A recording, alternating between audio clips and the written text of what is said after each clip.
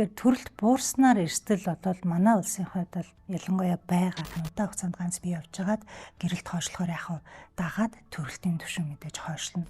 Улсын хувьд бол нийгмийн эдийн засгийн байдал, хүүхдийн асаргааны байдал маш их нөлөөлж байгаа байхгүй. Одоо байгаагаас арай олон хүүхдтэй болох хүсэлтэй. Хүсэмжит хүүхдийн тоо гэж ярьж байгаа байхгүй. Болмоор байна. Гэхдээ нөхцөл байдлаас хамаарат үгүй би нэг хоёр хүүхдээр цөөн хүүхдтэй болъё доо гэсэн тийм үр дүн болж илэрсэн. Монгол улсын хэмжээнд 2014-өөс 15 оны үед жилдээ 80 гаруй мянган эмэгтэй төрдөг байсан. За гэтэл үүнээс хойш 10 жилийн дараа буюу 2025 оны байдлаар Монгол улсад төрөлтийн хэмжээ сүүлийн 20 жилийн хугацаанд хамгийн доод түвшиндээ хүрсэн байна. Хэрвээ энэ чигээрээ төрөлт буураад ах юм бол 2054 он гэхэд Монгол улсын хэмжээнд нэг эмэгтэйд 1.9 төрөлт ноогдохоор аюул хүлээж байна гэдгийг судлаачид хэлж байгаа. За тэгвэл Монгол улсад төрөлтийн тоо хэмжээ яагаад буураад байна? За ямар үндсэн шалтгаанууд энд нөлөөлж байна вэ гэдгийг Health Insider энэ удаагийнхаа дугаараар онцолж байгаа. За өнөөдөр би Бүгд найрамдалтад дурсан жилийн нэг сургуулийн докторант, за судлаач Наран Чимгийн студидтэй орсон. За энэ өдрийн мэнд хүрээд байна. Өдрийн мэнд хүргэе. За юуны дөрөнд хоёулаа ярилцлага Монгол улс дахь төрөлтийн хэмжээ өмнөх жилүүдийнхтэй харьцуулахад өнөө цагт яаж өөрчлөгдөд байгаа вэ гэдгийг ярилцъя. За тэгээ. Ер нь яг Монгол улсын төрөлтийг ярихаас өмнө дэлхийн нийтээр ер нь төрөлтийн чиг хандлага ямар идэм бэ? Гэдгийг ойлгох нь тийм илүү чухал. Тэгэхээр яг Хуанцзо шилжилтийн онол гэж онол идэг. Тэр онол дээр ямар идэгвэ гэхээр төрөлт нас оролтын түвшин одоо байгалийн жамаараа буюу тий янз бүрийн хамгаалах хэрэгслэхгүй тийм байгаа тохиолдолд янз бүрийн одоо арга хэрэгсэл хэрэглээгүй үед маш өндөр түвшнөөс тодорхой хугацаанд явж байгаа дөрөв иштийг дамжаад маш доогуур төрөлтийн түвшин рүү шилждэг ийм хандлага байдаг. Энэ нь бол бүх улс оронд ерөн зүй тогтол нь ажиглагдчихийдэг. Тэгээ яг энэ нь бол Монгол улсын хувьд сүүлийн зах зээлийн харилцаан шилжснээс хойш бол угаасаа ажиглагдаад буураад явж байгаа. Гэхдээ яг энэ хандлагатай зэрэгцээд бас манайх ч нөгөө шилжилтийн үед хямралтай холбоотойгоор огцон буурсан ийм хандлага ажиглагдаж байгаа. Тэгэхээр дэлхийн чиг хандлага ерөнхийдөө төрөлтийн тоо буурсан хандлагатай байна гэж ойлгож болох уу таны саяны хэлснээс? Тийм шүү дээ. Одоо ялангуяа нөгөө өндөр хөгжилтэй улс орнуудад бол аль хэдийн бүр доогуур төрөлтийн түвшинд оршсон. Төрөлт маш бага. Одоо 2.1 гэсэн түвшнөөс дээшээ бийжиж одоо эхнэр нөхөр хоёр бие нэгэ нөхөөд хүн ам өснө гэж үздэг байхгүй юу? Гэтэл яг тэрнээс бүр доошоо орцсон. Нэг рүү орцсон. Тэгээ яг энэ бол зөвхөн одоо хөгжиж байгаа орнууд ч гэлтгүй Азийн улс орнуудад ч гэсэн маш их ажиглагдаад бүр ингээд доогуур түвшинд орцсон. Солонгос, Япон, Тайван, Сингапур гэдэг те нөгөө нэг бар улсууд маань бас тийм энэс эсрэг арга хэмжээ авч байгаа ч гэсэн дөрөвтэй нэмэгдэхгүй нэгэнт буурчихсан байгаа байхгүй.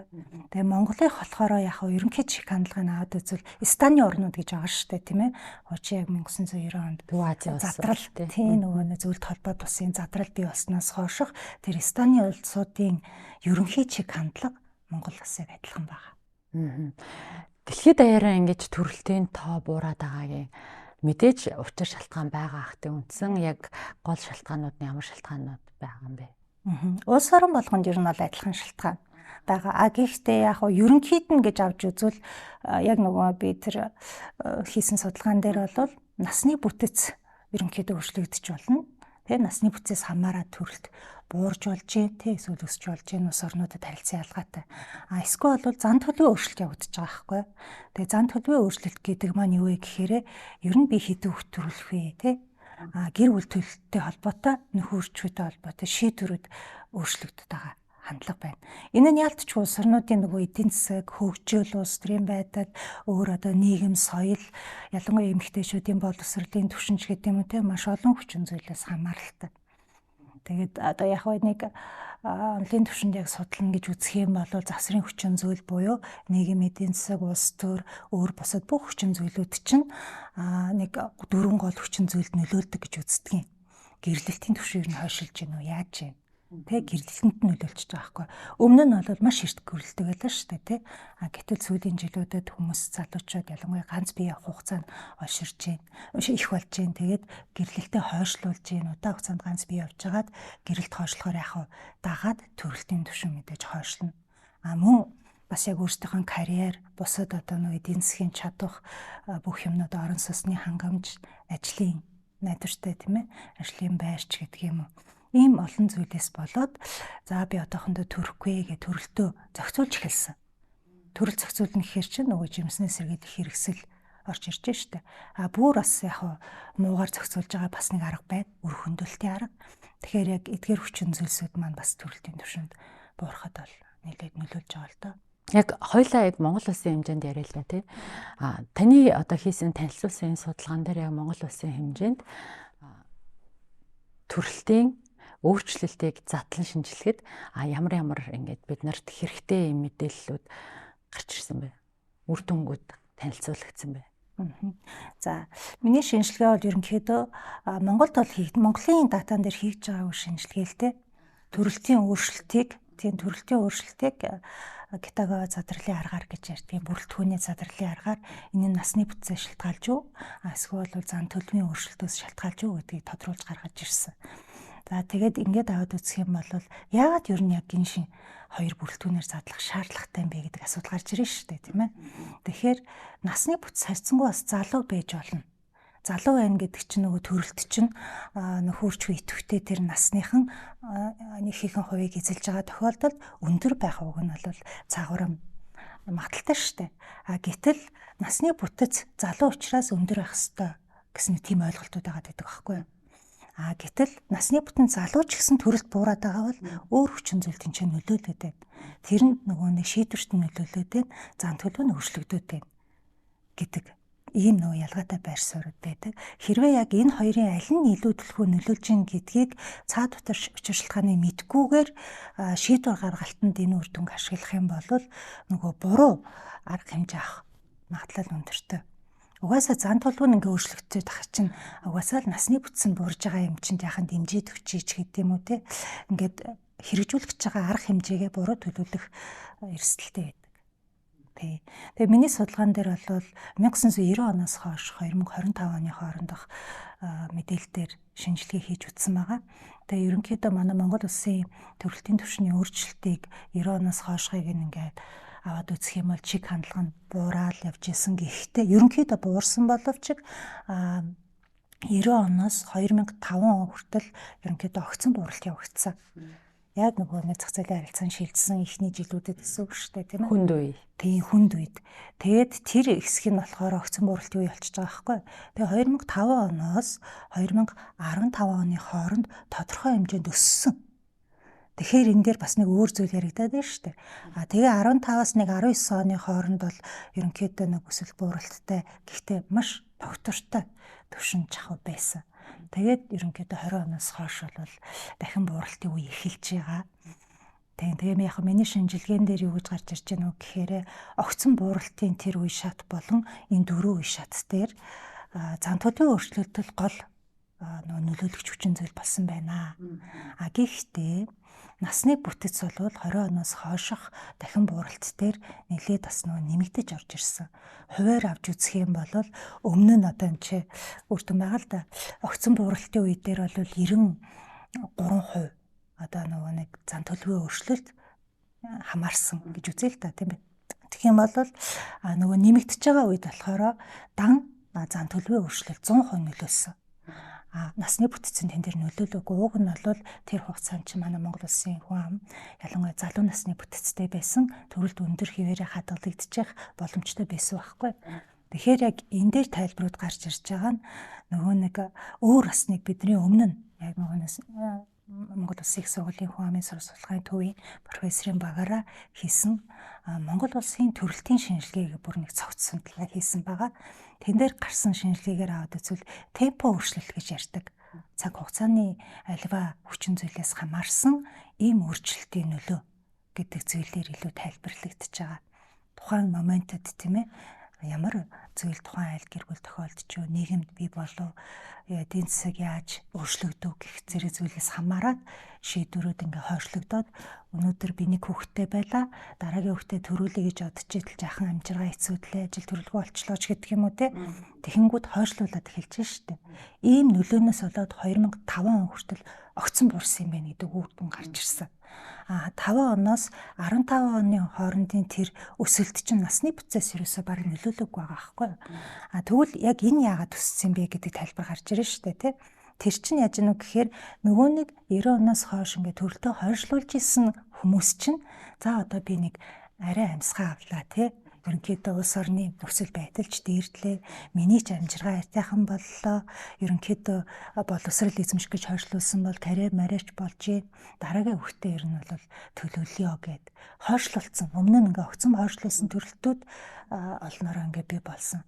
Яг тэр жилүүдэд бол нэг 30-аас 39 насныхны төрөлтүүд илүү өсөд эхэлсэн байдаг. Тийм. Тэгэхээр яг тэгж тэр өсөлт бол тэрийгээр темпод хойшлуулсан байсан төрөлт нөхөн одоо төрж ийн гэсэн үг шүү дээ, тийм ээ. Тэрнээс хамаарч байгаа. Тэгээд одоо доктортой байж байгаа сүүлийн жилүүдийн хол яалтчгүй нөгөө дэлхийн нийтийн төрөлтийн бууралтын тэр хандлагынхаа дагуу одоо бол бүр айхтар ноцтой асуудал гэхээсээ илүү хандлагын дагуу буурж ийн. Нөгөө талаас ялангуяа Монгол улсын хувьд бол нийгмийн эдийн засгийн байдал, хүүхдийн асаргааны байдал маш их нөлөөлж байгаа байхгүй. Сургуулийн өмнөх боловсролын болон ерөнхийдөө боловсрал, дээд боловсролын зардлын асуудал, хүүхдийн зардлын асуудал. Иймэрхүү зүйлсүүдээсээ болоод хосууд ерөнхийдөө төрөлтөө хойшлуулах эсвэл бол төрөх хүүхдийнхаа тоог цөөн төлөвлөж эхэлж байгаа. Тэгээд нэг сонирхолтой үр дүн гарсан сая 2025 онд үндэсний статистикийн хорооноос нийгмийн үзүүлэлтийн төр судалгаа гэж хийдэг штеп улс орон даяар. Тэр судалгааны одоо нөгөө завсын одоо нэмэлт мэдээлэл цуглуулах тийм Mix Plus гэсэн судалгаа хийгдсэн. Тэрэн дээр ялангуяа төрөлтийн талаар болон гэрэлтийн талаар судалсан байгаа. Дэлгэрүүлж тэн дээр бол залуучууд ууг нь бол нөгөө одоо байгаагаас арай олон хүүхдтэй болох хүсэлтэй өсөмжит хүүхдийн тоо гэж ярьж байгаа байхгүй болмоор байна. Гэхдээ нөхцөл байдлаас хамаарат үгүй би нэг хоёр хүүхдээр цөөн хүүхдтэй болъё доо гэсэн тийм үр дүн бол ажиглагдсан. Зан төлөвийг гэхээр тэр хүний өөрийнх нь сэтгэл зүйн байдлаас шалтгаалж байна гэсэн үг. Яг энэ дээр та дэлгэрүүлж ярьж насыг бол бид нэр ойлгоод байгаа тий. 20-д төрдөг байсан бол 25-та төрөөд хойшлоод 29-д 30-та төрөх сонголтыг хийгээд байна.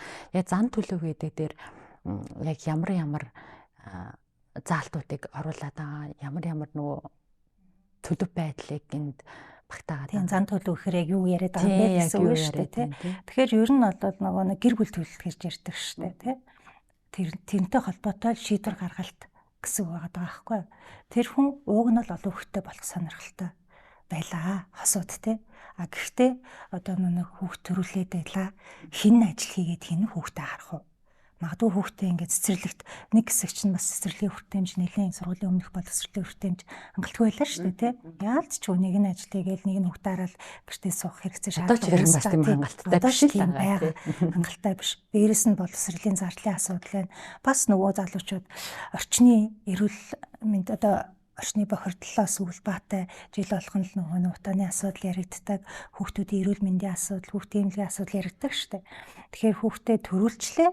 Гэхдээ би эрүүл өсгөж бойжуулах нөхцөл маань юу вэ? Орчин маань юу вэ гэдгээс хамаарат тэр хүмүүсийн хэдэн хүүхдээ болох одоо дараагийн хүүхдээ ойрын хугацаанд төрүүлэх үгүй юу? Ер нь төрүүлэхээ болох уу ч гэдэг юм уу те? Энэ шийдвэрүүд мөн төрөлт хоорондын зайгаа зохицуулах шийдвэр сонголт нь л цаанаасаа ингээд өөрчлөгдөд байна гэсэн. Аны зан төлөвтэй багтааж үзээд байна тийм. Тэрийг бүгдээр нь нийлүүлээд англи дээр бол rare гэж байгаа байхгүй. Зан төлөв өөрчлөлт гэдгээр яриа явчихж байгаа юм л та. Төрөх насны хувьд яаж өөрчлөгдсөн бэ? Миний хараад нэлээд хойшлсон байх гэж таамаглаж байна. Тэгсэн. Ер нь бол төрөх насаас насны бүтцийн хувьд бол өөрчлөлтөө явж байгаа. Залуу насн дээр нэлээд төвлөрдөг байсан. 20-с 24, 25-аас 29 нас. Гэхдээ хамгийн одоо нөгөө нэг энэ дээр оргил нас гэсэн бас ойлголт яригддаг байхгүй. Оргил нас гэдэг маань хамгийн их нийт төрөлтөд хамгийн их төрөлтийг эзэлж байгаа тий төрөлтөд хувь нэмэр оруулж байгаа насны бүлэг гэсэн ойлголт гарч ирдэг. Тэгэхээр 20-24 насныхан ер нь бол нэлийн их одоо тэн дээр хувь нэмрийг оруулдаг байсан болол сүүлийн жилүүдэд энэ одоо насны бүлэг маань 25-аас 29 рүү 2012 оноос хойш ер нь бол шилжиж чинь гэж харж байгаа юм. Тэгээд яг жил тутмын одоо мэдээлэлтэр хийсэн шинжилгээгээр бол 2022 оноос хойш бол 30-аас 34 нас руу шилжчихсэн. Тэгэхээр ер нь бол нөгөө төрөлт илүү бусдаасаа нөгөө нэг их жинтэй байгаа тэр төрөлтийн нас нь шилжиж дээ шүү дээ. Хэрвээ энэ хിവэрээ ингээд төрөлт буураад түрүүн хэлсэнтэй хэрвээ энэ чигээр ингээд яваад ах юм бол 2054 онд одоо нэг эмэгтэйд 1.9 ийм төрөлт оногдох гээд байна гэд өөрөөр ингээд бид нарт ойрын болон холын цаг хугацаанд төрөлт буурснаар ямар сөрөг нөлөө эрсдэл хүлээж байгаа вэ? Тэгэхээр төрөлт буурснаар эрсдэл бодвол манай улсын хувьд бол ялангуяа байгаа. Ерөнхийдөө нөгөө эдийн засгийн хувьд хамгийн таатай нөхцөл гэж байдаг байхгүй юу? Улс орнуудын хувьд тэр нь юу вэ гэхээр хөдөлмөрийн насны одоо хүн амын хувийн жин хамгийн өндөр байгаа тэр үеийг хүн ам зүйн цонх үе буюу эдийн засгт хамгийн таатай үе гэж нэрлэдэг юм. Яг тэр үед нөгөө нэг тэр хөдөлмөрийн нөөцөө маш нөгөө нэг зохион байгуулалттай маш өргөжтэй ашигласнаар дээрээс нь тэд нар маань ч гэсэн өөрсдийнхөө төлөө ирээдүйд бас нөгөө хоримл үүсгэн штэ тийм ээ. Тэгснэр эдийн засаг харьцангуй таашаа доктортой байх боломжтой. Гэтэл одоо өнөөдөр манай ажиллах хүчин буюу хөдөлмөрийн нөөцт байгаа залуучууд маань ажил эрхлэлт нь хэр байгаа илээ. Тэ эдийн засгийн хувьд үнэхээр яг бие даасан байдалтай дараагийн жилүүдтэй санаа зовхоргүй байгаа билүү, гүй илүү гэдэг асуудал ч аягүй чухал болчихж байгаа байхгүй юу. Тэгээд ингээд төрөлт буураад ирсэнтэй холбоотойгоор яг хөдөлмөрийн насныхан 2034 он хавцаанаас энэ нөө цонх үе гэж нэрлэдэг байгаа таатай үе маань ер нь хаагдаад эхэлчихэж байгаа байхгүй юу. Гэтэл бид нар одоо ингээд тэтгэврийн насныхны тэтгэврийг өгөхөд асуудалтай байна. Нөгөө нэг тэтгэврийн сан энэ чинь асуудалд орлооч гэдэг юм уу те. Яг энэ дээр одооноос бүр ингээд маш анхаарал хандуулж зөв бодлого хэрэгжүүлэхгүй болвол энэ одоо масаараа нэлээд өндөр хувьтай байгаа ажиллах хүчин чинь тэтгэврийн нас руу шилжиж ирэхээр ерөөсөө тэтгэвэр гэдэг асуудал чинь улс орны төсвөөр нэлийн дарамт үзүүлнэ. Тэгэл насжилтын асуудал чинь өөрөө тий ганцхан одоо эдийн засгийн холбоотой биш. Тэгээд бие махбод оройтж чинь ихээр эрүүл мэндийн үйлчилгээ гээл тий асрамж, халамж хамгаалал гээд маш олон асуудлуудыг ингээд үүсгээд эхэлнэ л тий. Тэгээд улс орнууд бол яг одоо манай дээр одоо байгаа энэ таатай үеийг маш амжилттай ашигладаг улс орнууд байгаа. Тэгээд манай улсын хувьд ер нь бас ийшээ анхаарал хандуулж эхэлж байгаа. Тэгээ тийм ч учраас төрөлтэй айл болох яаж дэмжих вэ гэсэн ийм хараанууд бол аль хэдийн эхэлчихэж л дээ. Төрөлтийг дэмжихийн тулд ямар арга хэмжээнүүдийг авал их зүйтэй байна гэж та судлаачны хувьд хэлэх вэ? За тэгэхээр яг ганцхан одоо манайх ингэх хэрэгтэй гэж ярьж болохгүй тий. Улс орнууд ямар сайн туршлагууд байна вэ гэдгийг бас бодох хэрэгтэй шүү дээ. Тэгээд ингээд улс орнуудыг аваад үзвэл янз бүрийн арга хэмжээ авдаг. Тэгээд ялангуяа одоо жишээл эдийн засгийн хувьд ингээд дэмжиж байгаа тийм одоо нөгөө нэг арга хэмжээ авч байгаа хамгийн одоо сайн туршлагууд бол Солонгос, одоо Сингапур ч гэдэг улс орнуудад байна. Маш их дэмждэг. Одоо ялангуяа Солонгос сүүлийн үед доогуур төрөлтөнд очсон учраас залуучуудаа аль болох хүүхэд төрөхийн дэмжээд олон хүүхэдтэй гэр бүлд одоо нэг бүр хүүхдүүдийнхэн одоо тий өдөртмийн хэрэглээг нь хүртэл улсаас нь хангаад эсвэл бол нэг хариуцлагынхаа хүрээнд бизнесийн байгууллагуудаас нь хангаад өчөж जैन бүр памперсийн хүртэл ингээд гэр хангаадаа авчираад өчөж जैन штэ. Тэгээд дэшээ яваад их сургууль сурна гэвэл бүгдийн улсаас даачж जैन. Тиймэрхүү айлуудтай жишээлбэл ингээд орон сууцных нь асуудлыг шийдэхэд нэлээд оривтой нөлөөлж जैन. Гэхдээ тэгээд тэнцээ нэмэгдэхгүй байгаа. Тэгэхээр асуудал одоо харин тэгэхээр зөвхөн мөнгө болвол энэ төрөлтийг бол дэмжихгүй. Харин зан төлөвийг би түрүү нэг микс буюу нөгөө нийгмийн зөвлөлтийн төвөр судалгаатай холбож ярьсан шүү дээ тий. Уг нь бол манайхны залуучуудын төрөлтийн түвшин яг хүсэмжит төрөлт нь бол одоо байгаагаас за 1-2 хүүхдээр арай өндөр байгаа байхгүй. Тэгэхээр зан төлөвт нь нөлөөлж чадвал ялангуяа одоо сүүлийн жилүүдэд зан төлөвийнх нь өөрчлөлт, төрөлтийн өөрчлөлтийг тайлбарлаад байгаа энэ үед бол төрөлт бага хэмжээгээр өсөх боломжтой байгаа. Тэгэхээр тэр зан төлөвийг шийдвэрийг өөрчлөд байгаа хүчин зүйл гэдэг маань л хүүхдийн асаргааны асуудал. Улсаас тэрлүү анхаарал хандуулах хэрэгтэй байна. Залуучуудын доктортой ажлын байрны асуудал. Магадгүй нэг нь ажил хийж хахад нөгөөгийнх нь одоо хүүхдээ хараа сууж байгаа нь зарим улс оронд бол ингээд бас давхар цалингаа аваад ажиллах хүүхдээ хардаг тийм тохиолдол байгаа. За тийм шимаа гэхэд ядад татврын хувьд хөнгөлөгддөг ч гэдэг юм уу. Орон сууцаар ингээд нэг орон сууцны бодлогоо бас хэрэгжүүлдэг ч гэдэг юм ингээд ганцхан асуудал дээр чиглэж төрөлтийг бол ер нь дэмжинэ гэж байхгүй. Манай улсын хувьд бол цогц бодлого хэрэгжүүлж ижил дэмжих юм байна. Тийм. Би санаж л да одоо бас нэг хэдэн жилийн өмнө алдар тэхийн одан гартуулах арга хэмжээ болоод за талбай дээр цэцэг жимс болоод нэг ээжээс сэтгүүлч сурвалжлага аваад тэгсэн чинь тэр ээж сайн хантай хүн л олон хүүхд гаргах зоригтой байдгиймаа гэд хэлж ирсэн үг. Тухайн үед бас нэлээд тренд болоод нэлээд сошиалаар явсан. Үүнээс юуж бодсон бэ гэхээр гэр бүлийн бас бат бөх байдал, найдвартай байдал, гэрлэлт гэдэг зүйл өөрөө бас энэ төрөлтөнд нэлээд чин дарах хэмжээний нэмэр нөлөө үзүүлдэг юм болов уу гэж тэлвэ бодож байна. Тийм. Ер нь бол гэрлэлт бол төрөлтөд нөлөөлдөг гол хүчин зүйлүүдийн нэг. Тэгээ яг би өмнө нь бас яг гэрлэлтийн судалгаа хийж исэн. Тэрнтэй холбоотой тоо баримт аваад үзэх юм бол залуучууд маань ерөнхийдөө гэрлэх хандлага маань бас өөрчлөгдөд байна. Гэрэлтийн хэв маяг нь өөрчлөгдөд байгаа байхгүй юу? Өмнө нь албан ёсны гэр бүл гэдэг баталгаатай тий улстай бүртгүүлсэн. Тим гэр бүл илүү нөгөө бүр одоо хуучин бол тий нэлээд чинь дарж исэн. Тэгээ хамтран амьдарч байгаа хэлбэр бол харьцангуй бага байсан бол 90-ад оноос хойш энэ маань ингээд жид ирэх тусан бас өсөж байгаа юм хандлага ажиглаж байгаа байхгүй юу?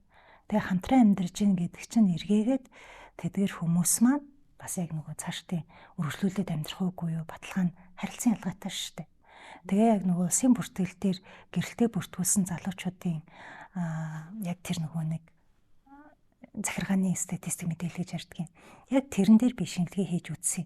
Тэгэхэд 92 оноос хойш 2013 оны датан дээр ажиллаж байхад юу ажиглагдсан гэхээр нийт яг бүртгүүлж байгаа хосуудын 90 орчим хувь нь бүртгэлхээсээ өмнө тодорхой хугацаанд хамтарч амьдарч ижээ гэсэн үр дүн гарсан.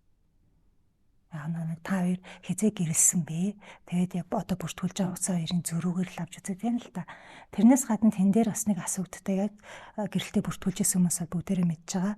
Одоо яг нөгөө дундаасаа хүүхдтэй юу энэ гэсэн асуулт байдаг байхгүй. Тэгэхэд нэг 40 гаруй хувь нь дундаасаа аль хэдийн хүүхдтэй гэсэн бүртгэл байж байгаа. Тэгэхээр хүүхдтэй болсныхаа дараа бүртгүүлээд байна шүү дээ зарим нь. Гэтэл хүүхдтэй болчоод бүртгүүлээгүй одоо тэгээд магадгүй хоёр тишээ болсон хос хичнээн би. Бид нар тэрийг бол тоолж мэдэхгүй байхгүй. Тэр чинь хаа нэг газар баталгаатай тоо баримтаар нотлогдохгүй асуудал. Тэгэхээр чинь нөгөө ганц би ээж юм уу ганц би аав тэнцээ бас нилээд байж их магадaltaй байгаа дээ шүү дээ. Тэгэхээр хамтын амьдрал гэдэг юм чинь нилээд төвөл болцсон. За тэгээд ингээд дундаасаа хүүхдтэй 40 гаруй хувь юм бол жирэмсэн байж байгаад бүртгүүлж байгаа нь бас тэр дунд ороогүй байгаа гэсэн үг байхгүй. Тэгэхээр эн чинь нэг талаас яг гэрлэхээс өмнө бас ингээд хүүхдтэй болох нөхцөл байдал бол байна. Тэгээд тэрнээс гадна гэрэлснээсээ хойш тэгээд цаашаага төрнө гэж үзэх юм бол төрөлтөнд гэрлэлтний дэд нөлөө. Бас нөгөө сая сүүлд 25 онд тэр нөгөө нийгмийн үзүүлэлтийн төвөр судалгаан дээр хийгдсэн нэмэлт тэр мэдээлэл цуглуулсан судалгаан дээр бас нэг сонирхолтой үр дүн гарсан. Ер нь бол цаашдаа ингээд төрөлт одоо эмэгтэйчүүдийн ялангуяа төрөхтэй холбоотой асуудал одоо дэмжихэд юу дэмжүүл зүгээрээ гэдгсэн чинь ер нь эхийн эрүүл мэндийн асуудал бас их чухал байна. Эрүүл мэндийн асуудлаас болоод бас яг ингээд төрөлтөнд тодорхой хэмжээгээр нөлөөлөхөөр шүү. Төрөлтийн дэмжгэрүүд эхийн эрүүл мэндэд илүү анхаарал хандуулаарай гэсэн тийм үр дүн бол гарсан шүү. Нас хожуу болох тусмал одоо эмэгтэй хүний бие физиологийн тэр байдал ч гэсэн угаасаа эрсдэлтэй болж эхэлж байгаа шүү дээ. 20 насны эхээр төрөх 30 наст гараад төрөх хоёр чинь эрүүл мэндийн хувьд одоо асар ялгаатай байх л да. Таны судлаачны хувьд судалгааных нь ерөнхий чиглэл нь гэрлэлт гэр бүлтэй холбоотой сэдв гэж ойлгосон. Тийм ерөнхий залуучууд гэрлэлт гэр бүлийн асуудал. Монгол улсаас сүүлийн үед гэр бүлийн салалт бас маш өндөр хувьтай нэмэгдэж гэн гэсэн юм судалгаануудыг танилцуулах болсон байгаа.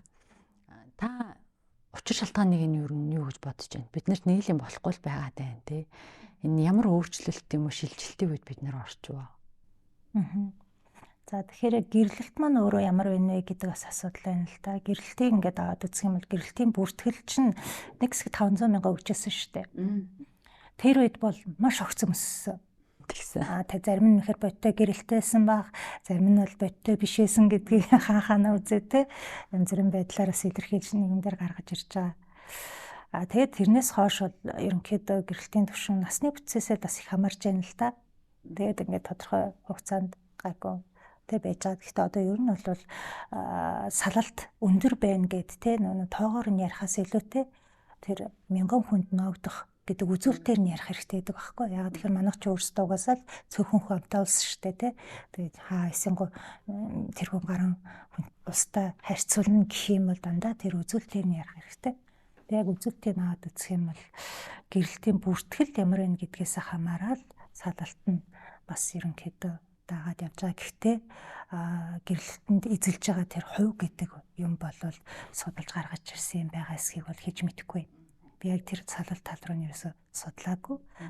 Яг өмнө нь тэр нөгөө иргэний бүртгэлийн мэдээлэлээр ажиллаж явах үед бол анзаарч яхад яг тэр огцом өөрчлөлтийн үед тэрний дараагаар нэг хэсэг салт маш өндөр болсон байхгүй. Тэгэхээр яг тэр нөгөө төрөөс хэрэгжүүлсэн бодлоготой холбоотой одоо темпо өөрчлөлт гэх юм уу да цаг хугацааны л нэг тийм нөлөө орсон байна шүү дээ. Тэр нөлөөтэй холбоотой гэрлэлтүүд бас цуслагдсан юм бол байгаа. Тэгээ яг сүүлийн залуучууд ингээд гэр бүлээ бүртгүүлэх гэдэг дээр бас янз бүрийн байр суурьтай болсон л байна л да. Гэрлэлийг бас нэг их төвөө сонгохгүй ах шиг байна тий. Бас сонгохгүй гэж хэлж болохгүй. Яагаад гэхээр бас л дахиад төрөний судалгаа ярих гэдэг нийгмийн үзүүлэлтийн төр судалгааны одоо нэмэлт судалгааг 2025 онд хэрэгжсэн байхгүй. Тэн дээр болоод ингээд энэ тэр судалгаан дээр юу гэж гарч ирсэн гэхээр энэ чи яг хамгийн шинэ одоо судалгааны үр дүн гэсэн үг шүү дээ тийм ээ. Тэгэхээр албан ёсны гэрлэлтэд ер нь бол залуучууд ямар хандлагатай байгаа юм бэ гэдгсэн чинь 57.9% нь маш чухлаа. Бараг л те энэ дээр нөгөө нэг чухалчилж байгаа хүн маш чухлыг нийлүүлээ чухалчилж байгаа нь бол 73% таа байгаа байхгүй. Тэгэхээр чи гэрлэлтийг бол албан ёсны байлгахыг үнэхээр чухалчилж байгаа үстэй тийм ээ. Харин тийм. Тэнгүүтээ энэ дээр салалтыг хүлээн зөвшөөрөх байдал тэгвэл одоо ямар байгаа юм бэ гэж үтсэн. Тэнгүүт бас 80 орчим хувь нь салтыг хүлээн зөвшөөрж байна. Тэнгүүт чи энэ дээр бас асуудал байгаа шүү дээ. За гэрэлчлээ. Гэхдээ яг үнэхээр болохгүй салж болно шүү дээ.